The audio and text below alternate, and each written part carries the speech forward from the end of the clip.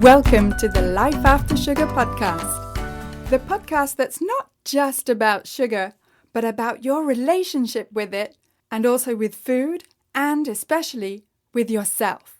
So if you want to discover your life after sugar and hear inspiring stories from all kinds of people who also cut out sugar in their way, at their pace, for their own reasons, this is the podcast for you. Because when you take away the sugar, you can finally discover the real sweetness in your life.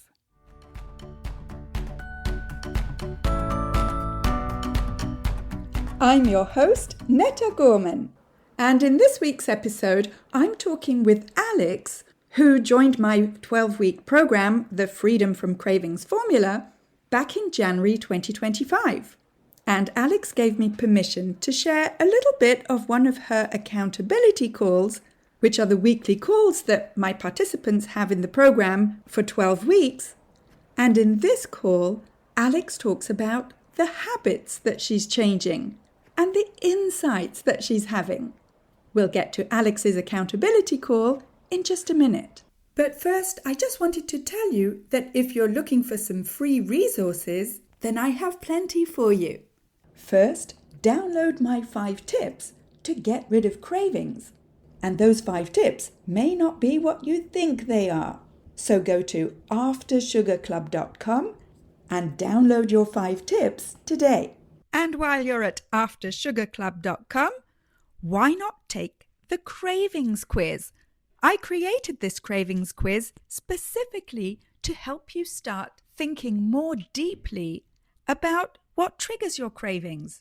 And when you do this quiz, you'll get your personalized score as well as my practical tips to help you take your first step to get rid of cravings. Those free resources are at aftersugarclub.com. And also, come check out the Life After Sugar Facebook page and subscribe to the Life After Sugar YouTube channel, as well as my Instagram account at My Life After Sugar, which is where you'll get all kinds of inspiration so that you can see that it's perfectly possible to live a happy and active life, even if you don't eat sugar. You can also check out my TikTok account at Netta_lifeaftersugar. All right, so let's get to Alex's call in the Freedom from Cravings Formula program. Well, I was just wondering if you'd give me permission to take a little excerpt of what we have been talking about, from our calls, a bit like a podcast, and then you can listen to yourself. You can do that. Is that okay? Do you mind? No, not at all. No, I feel like I've only saw you the other day, so I've done 2 more assignments to get number 3 finished. Step 3 finished. Done today because it's bank holiday here today as well, so we've been at my sister's today. So you've had time. Yes, I saw you got that down. Fantastic. Just sort of this realization, oh, hang on, what if I didn't dip into this? Yeah, that's been the biggest change for me so far is what I think about and when I go to do something or I don't go to do something, the thought processes that my mind goes through. And sometimes I still have something that perhaps I shouldn't, but I do feel like I recognise it, or I'm actually saying, do you know what, I'll just have a small piece of that, or so there's a very different awareness to it, which is a major breakthrough. It is, yeah, because it's not so much, oh, hang on, I can't, or I'm not allowed. It's, I think I can get to the same result in a more healthy way. Yeah, and sometimes I think if you say, oh no, not allowed forever, then your mind works against you, doesn't it? It's so yes, I'm trying to moderate that thinking, I have to say, rather than saying like, no, never ever again. I'm trying to take the view, well, okay,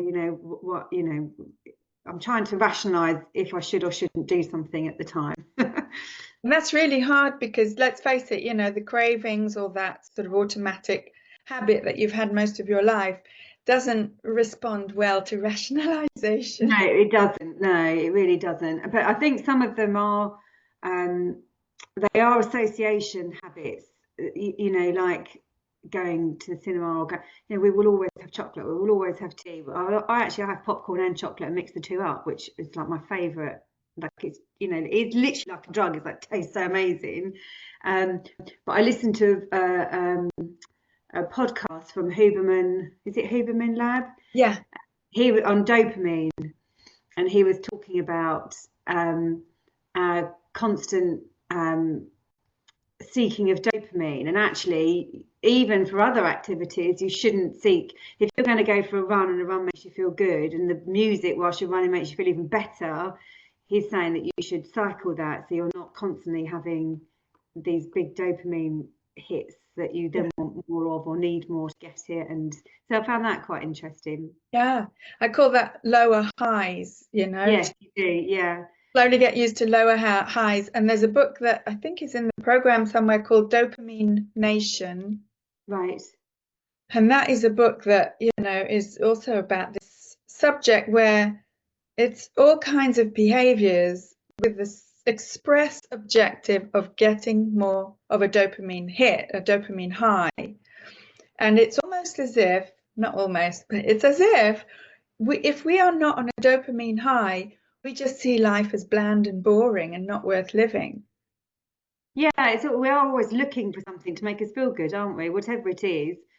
I mean, actually, even the distractions is an alternative way of feeling good, isn't it? We're always looking to feel good and do something, but I think that's probably positive rather than negative. So there's nothing wrong with feeling good. Yes. What I meant to say. It's not the feeling good that's the problem. It's the inability to deal with not always being on a high. Yeah, and always looking for something, and that's all the stuff that you teach comes into that, doesn't it? Yeah. But yeah, so the awareness thing has been really helpful to me, and even like looking at alternatives rather than chocolate, like Maisie makes strawberries dipped in dark chocolate, like just something that's a little bit sweet if you feel like you really need something, but I'm trying to avoid a chocolate bar, like things like that are quite have been quite good as well. Yeah, and it's sort of gradual, and at some point, if the general sweetness goes down, then at some point you'll be like, I think the strawberries are just sweet enough. Yeah, because actually they are quite sweet. Yeah, that's probably like the other things to be thinking about, isn't it? Do you actually need this around it, and can you have it on their own, and then do you actually need it at all? We went out for a meal we went to the Chelsea Flower Show, and we were taking out for lunch for a corporate invitation, and it was like a menu with 3 courses on it, and I thought I had cheese, which I would never normally do that, but I chose the cheese because I thought at least it's not a sweet ending to the meal, but it's something and it's sociable, and so I did do that actually. Yeah. Brilliant. And it's nice that they offered that. Yeah, it was, because you don't always get that, do you? But there was a little cheese board, and I didn't eat it all, but it was just a little something that was not the chocolate mousse that the lady next to me had. And again, there's nothing wrong with the chocolate mousse. It's just you are somewhere else now with Yes, that option. yeah, and I would have had the chocolate mousse, and then I would have come home, and I probably would have had some more chocolate. Like it just, it triggers that need for more, doesn't it? So Yeah, great, smashing. And did you feel like you were missing out? no, not at all. No, because the cheese was really nice. And actually, I didn't eat hardly any of the cheese. I wasn't hungry either, because you do it for the sake of it, don't you? We just had a starter and a main. I didn't need any desserts. I just only had a tiny bit of it. But yeah, no, it was nice, and it was nice to taste something I wouldn't normally have as well. I don't normally eat much cheese, but yes, it was. No, I didn't feel like I was missing out.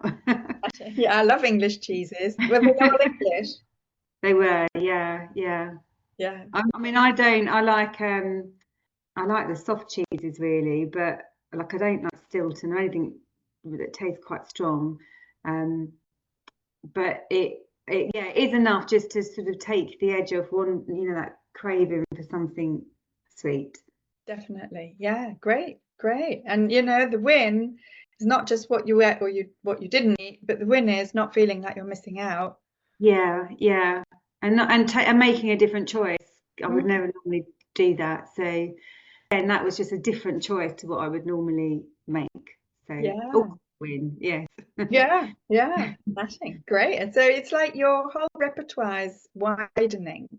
Yes. Yeah.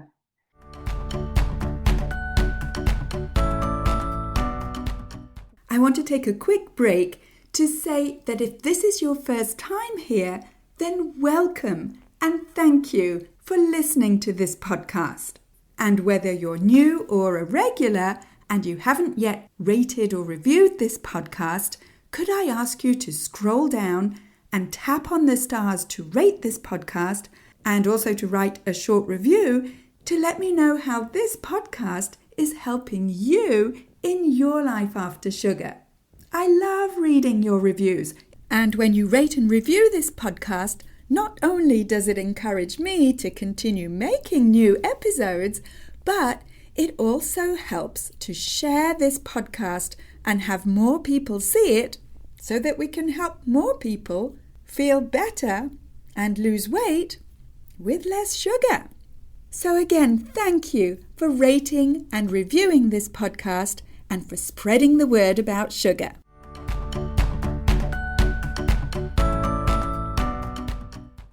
So we're going to the cinema on Thursday with Chris with children, and I'm going to go with the intention of actually not having anything other than a cup of black tea. That's my intention. I thought if I set it now, and I keep telling myself that, then hopefully I'll achieve it. Yeah, and if you don't, so be it. You'll have learned something, and it's just one more step towards where you're headed. Yeah, it would be nice to achieve it though, because I always have, like, that would be it would be good to break that. I think and I think I might. I think I'm feeling, that I could do that this week. Yeah. All right. Oh, let me know. Let me know. So now you'll be at step 4, which is, all the steps are like, the first thing is a sort of video to show you what to expect, and then you'll do like a review of step 3, which takes a while because step 3, as you saw, is quite hefty. Yeah, it's quite good though, because I feel like that's the steps that really start making you. I feel like the other 2 steps are sort of educational and starting to learn about things, and then step 3 really makes you start thinking about how you apply it to yourself. Exactly, and I don't like to start with all the heavy stuff because then that'll get you running for the hills. Yeah, and you've got to understand the basics as well, I suppose, haven't you? So yeah, exactly. So great, you survived step 3. Step 4 is all about how to live real life day in, day out, now that you're sort of more aware of your habits and your your habits, basically. yeah. It's all very well, for the 12-week period of the program, but then what? So step 4 helps you with then what bit. Yes, yeah, which I can see is necessary because I've done it before, and then what? And then I've gone straight back to my previous habits. So Yeah. the then what is probably the hardest part, I would imagine. Yeah, and it doesn't have to be perfect, you don't have to be completely abstinent 100% of the time. That's probably too much pressure for anyone to handle. Yeah, and it's not having that stinking thinking where you do this and then you just go crazy because you've done it. It's that kind of, okay, well, I'll just move on and what? Yeah. Yeah, I mean, it's very much a diet mindset to say, okay, I've reached this short-term goal. Now all hell breaks loose because I've gone and done it, and now I deserve fill in the blank, and then you go all the way back again. Yeah, that is a mindset, isn't it? Now I deserve, that's something else that I'm quite guilty of. Oh, I've done some exercise, now I deserve, and I've had a hard day at work, now I deserve, and it's been a really stressful week, and now I deserve, and so that also is an awareness of why you're having something too, which I've been thinking about. So yeah, and then it's not that you don't deserve, it's just that it doesn't have to be in the form of sugar. yeah, because it's and it's the it's every day. There's always a reason every day. Yeah, I saw a meme at some point that says, you're not a dog. You don't deserve treats every time you do some small thing. Yeah, it's just life. It's just normal life. And over here in North America, they have like graduation. My daughter's getting ready for her graduation, but then she had graduation at the end of primary school, at the end of high school, at the end of college, at the end of university. I'm like, you haven't done anything. I know. It's like when people get rewarded for going to work. Like that's what you get paid to do. You get paid to go to work. You've got to do something out of the ordinary and extraordinary to be entitled to something, whether it's a bonus or whatever. Not some people just think that they've turned up on time, and done their job, and they should be rewarded for that, which I, find remarkable. But yeah, and that's becoming very much like that here, isn't it? The primary parties and the GCSE proms, and it's all coming over here. Baby showers, all of it. Yeah, yeah, getting Americanized, because that didn't exist when I was at school. No, me neither. No, I mean Maisie's treating hers, which is on the 26th of June, like it's a wedding. We've got a makeup artist and hairdresser, and the dress has been bought, and honestly, it's that's Yeah. unbelievable. It's unbelievable. I mean, I remember finishing my O levels and then going home. Yeah, well, I do. That's all we did. Wrote on each other's shirts, I think, and that was it. Yeah. A Yeah. levels went to the pub, Yeah. and uni, you had your graduation day, and that we didn't have a Yeah. ball then, I don't think. But anyway, Oh, well, okay. we sound old going, well, I know. So I'm getting miserable. Bar humbug. I don't want to buy Christmas presents anymore either. the youngsters, what do they think? It's all on a silver Yeah. platter. Having this meeting does help because it's made me go back over step 3, and then it sort of really brings your mind back, which is what I needed. Yeah. Excellent. Oh, smashing. Yeah, and it is making and I haven't just given it all up, but it is making a difference. I can really say that slowly it is making a difference, and just reviewing all of that now will really help me tomorrow, because it just reinforces the things that you're trying to teach. So yeah. Excellent. Oh, smashing.